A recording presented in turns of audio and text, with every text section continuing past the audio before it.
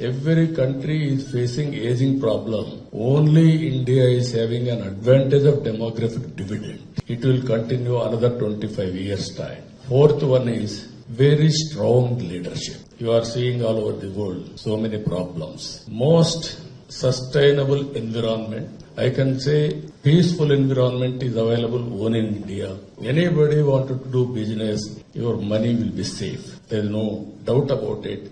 But not only me, you can inquire or you can consult any consultant, they will give the same advice.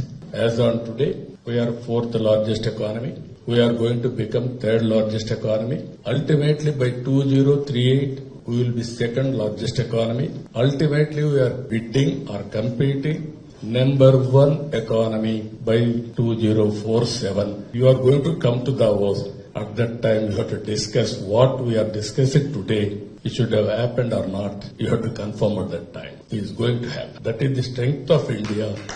Inbuilt strength. India was a sleeping giant. Now India's growth story is unstoppable. 3 decades back, I used to come to Davos. I used to discuss with all of you. India means nobody used to take it seriously. Even I have faced so many difficulties to convince people. India is moving. From today, no need to market. People are coming and they are also supporting.